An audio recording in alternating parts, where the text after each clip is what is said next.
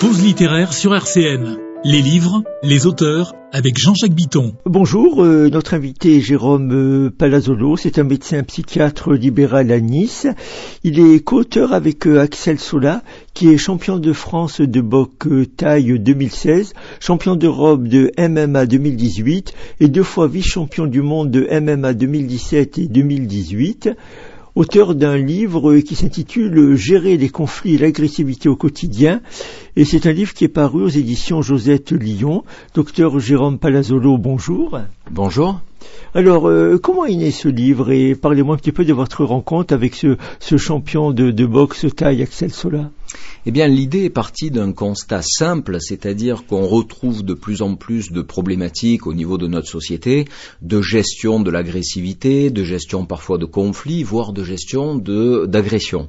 Et donc, moi j'étais parti du principe qu'on pouvait, grâce à certaines techniques de communication, certaines techniques même au niveau psychologique, au niveau de thérapies spécifiques, qu'on appelle les thérapies comportementales et cognitives, eh bien qu'on arrivait à pouvoir gérer, voire anticiper cette agressivité, ces conflits.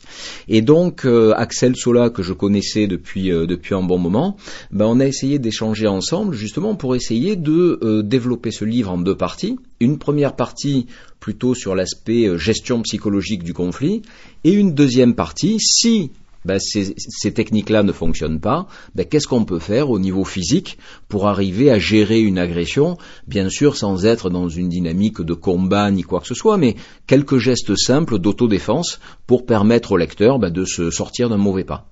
Voilà, alors quand vous parlez de conflits, est-ce que vous parlez nécessairement de conflits physiques, comme vous venez d'expliquer? Parce qu'il peut y avoir des conflits aussi psychologiques qui, eux, à la longue, peuvent être particulièrement usants et éprouvants. Et complètement, donc c'est pour ça qu'on a essayé d'aborder à peu près tous les conflits qu'il peut y avoir, que ce soit des conflits psychologiques, des conflits verbaux, des conflits physiques, effectivement. Donc on essaye d'apporter des solutions simples à chaque type de conflit, justement.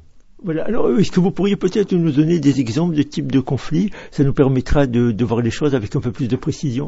En fait, les exemples sont nombreux. A priori, il faut partir du principe que quelqu'un qui va entrer en conflit avec une autre personne, c'est parce qu'elle a un message à faire passer. La plupart du temps, lorsque on va élever le ton, lorsqu'on va être agressif vis-à-vis de quelqu'un, c'est qu'on a l'impression qu'en faisant ça, on va faire passer un message d'une manière plus adaptée. Alors qu'en fait, c'est totalement le contraire. Regardez par exemple lors d'une dispute de couple qui va dégénérer ou ça va crier très fort, eh bien si on pose la question peut-être 15 jours ou 1 mois plus tard à un des protagonistes en disant mais vous vous souvenez quand vous vous êtes engueulé avec votre épouse, à quel propos c'était? La personne va dire ah non, je sais plus pourquoi on s'est engueulé, mais par contre on a vraiment crié très fort. Donc en fait c'est là où justement on voit qu'il y a une dichotomie, c'est-à-dire que le message qu'on veut faire passer ne passe pas. Par contre, ce dont on se souvient, c'est l'agressivité de la personne. Alors qu'à l'inverse, si on arrive à apaiser cette agressivité et si on arrive à gérer ce conflit, eh bien le message passera mieux. Voilà, alors on est d'accord avec ça, mais néanmoins, des fois, on est devant des personnes qui ont une agressivité pathologique, et c'est pas toujours facile de négocier ni d'essayer de dialoguer avec eux, parce qu'elles sont toujours sur hommes ou femmes d'ailleurs. Ils ou elles sont toujours sur le qui-vive. Ils se montrent toujours agressifs et on sait même pas pourquoi. Il suffit d'un regard pour que le conflit intervienne. Complètement, donc c'est pour ça que, alors là encore on développe des techniques justement dans le cadre de l'ouvrage, mais l'objectif c'est d'essayer de repérer justement chez l'autre les raisons un petit peu du conflit. Pourquoi? Qu'est-ce qu'il en est? Est-ce que c'est un conflit, comme vous l'évoquiez, complètement gratuit? Ou est-ce qu'il y a quelque chose? Peut-être que j'ai dit quelque chose qui n'a pas plu à la personne, je l'ai regardé d'une certaine manière, qui lui a pas plu. Donc on essaye de décrypter chez l'autre, là ce sont des techniques essentiellement de communication, on essaye de décrypter chez l'autre les raisons un petit peu du conflit et la manière dont la personne va vivre cette agression. Et puis chez nous aussi, parce qu'en fait on répond aussi au conflit par de l'agressivité.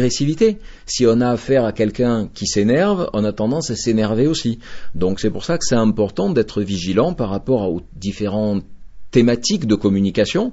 On peut avoir par exemple une communication verbale, c'est ce que je vais dire. On va avoir une communication non verbale qui est toute la gestuelle. Et puis on peut avoir une communication paraverbale qui est l'intonation.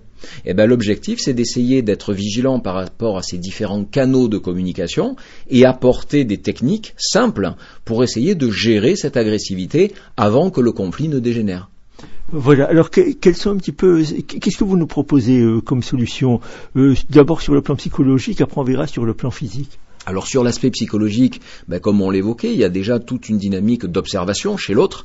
Est-ce que l'autre est vraiment dans une phase de colère, d'énervement? Alors ça, c'est une observation globale, par rapport à ses muscles tendus, par rapport au fait qu'il ait la mâchoire serrée, par rapport au fait qu'il monte le ton, par rapport à sa posture, à son attitude, à l'agressivité du ton de sa voix. Et puis on va essayer de repérer ses propres émotions à soi, c'est-à-dire qu'on va essayer à chaque fois de pouvoir s'apaiser, d'être conscient de sa respiration, d'être conscient de son niveau de vigilance et d'essayer dans des techniques de communication et des techniques aussi cognitives de recentrer un petit peu le débat, de recentrer la problématique. Par exemple, souvent dans les conflits, on voit qu'il y a une agressivité vis-à-vis de la personne. Alors qu'en fait, l'agressivité ne se situe pas au niveau du problème. Par exemple, j'ai manœuvré, j'ai abîmé la voiture de quelqu'un, la personne va commencer à m'insulter, à insulter ma famille, alors qu'il la connaît pas, à me traiter de tous les noms, alors qu'en fait, le problème, c'est que, effectivement, j'ai pas fait attention, je lui ai abîmé sa voiture. Donc, l'objectif, c'est d'essayer de recentrer les choses, plutôt que de s'énerver sur des points qui n'ont rien à voir avec le conflit de départ, par exemple. Docteur Jérôme Palazzolo, alors parlons à présent de self-défense. Ici encore, qu'est-ce que vous proposez en rapport avec la self-défense ? Alors l'objectif de ces techniques de self-défense, c'est d'essayer déjà de se sortir d'un mauvais pas. Donc l'objectif, c'est pas du tout des techniques de combat pour casser quelqu'un, c'est pas du tout l'objectif. L'objectif, c'est d'essayer de pouvoir soit se sortir d'un mauvais pas, quitte à partir en courant, je veux dire très clairement, si la personne sort un couteau, on va pas se battre contre lui, on s'en va en courant si on peut le faire, ou alors dans une dynamique de maîtrise de la personne sans lui faire mal, sans essayer de l'abîmer en quelque sorte. Donc voilà, l'objectif c'est ça, il y a beaucoup de photos illustratives dans l'ouvrage, par exemple quelqu'un qui va vous saisir au col, quelqu'un qui va essayer de vous étrangler, quelqu'un qui va essayer de vous mettre un coup de poing ou de vous mettre un coup de pied. Qu'est-ce qu'on peut faire par rapport à ça? L'objectif c'est de ne pas rester figé par rapport à une anxiété majeure, de savoir qu'on peut arriver à gérer l'agressivité physique de l'autre sans toutefois être dans un combat gravissime. Voilà, mais c'est pas évident, parce que ce que vous dites là, c'est très intéressant sur le plan sur le plan théorique, mais dans la pratique, c'est quand une agression physique survient, on est souvent un petit peu surpris, d'abord parce qu'on s'y attend pas. L'objectif, c'est de travailler sur une notion de réflexe, c'est-à-dire que concrètement, lors d'une agression, c'est une partie, on va dire, du cerveau qui est ce qu'on appelle le cerveau reptilien, c'est-à-dire que c'est vraiment une action immédiate, c'est pas réfléchi. C'est-à-dire quelqu'un qui va vous agresser comme ça physiquement, s'il essaye de vous étrangler par exemple, vous n'aurez pas le temps de réfléchir, de savoir je vais l'attraper comme ça, je vais faire comme ci ou je vais faire comme ça. L'objectif c'est d'avoir des techniques simples qu'on va travailler, retravailler, c'est le principe de tous les arts martiaux finalement, d'avoir quelques techniques simples qui vont fonctionner pour essayer de se sortir d'un mauvais pas. Donc l'objectif effectivement c'est d'éviter de se retrouver dans une dynamique qu'on appelle une dynamique de sidération par rapport à l'agressivité de l'autre et utiliser un réflexe. Comme par exemple, je sais pas moi, si vous avez du vent qui vous souffle dessus, vous aurez le réflexe de fermer les yeux par exemple. Là c'est pareil, on va bloquer un coup, on va pousser l'autre, on va essayer d'avoir des choses simples à mettre en œuvre. Voilà, alors peut-être pour conclure, le plus simple, c'est de pratiquer un sport de combat, non pas, comme vous l'expliquez au début de l'entretien, non pas pour démolir une personne, mais simplement pour faire face à une situation d'agressivité. Alors, on peut, maintenant, ce qu'on explique dans l'ouvrage, c'est que même sans pratiquer un sport de combat, sans être d'un très haut niveau en karaté, en MMA ou en boxe thaï, on peut tout à fait, sur quelques techniques simples, se sortir d'un mauvais pas. Et ces techniques, elles sont tout à fait applicables par un jeune homme de 20 ans, par une grand-mère de 70 ans ou par un homme de 50 ans. L'objectif, c'est vraiment des techniques simples qui permettent de se sortir d'un mauvais pas.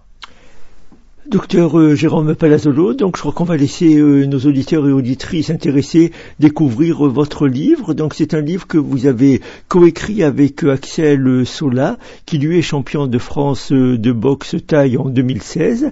Donc c'est un livre qui s'intitule Gérer les conflits et l'agressivité au quotidien, un livre paru aux éditions Josette Lyon. Docteur Jérôme Palazzolo, je vous remercie. Pause littéraire sur RCN. Les livres, les auteurs, avec Jean-Jacques Bitton.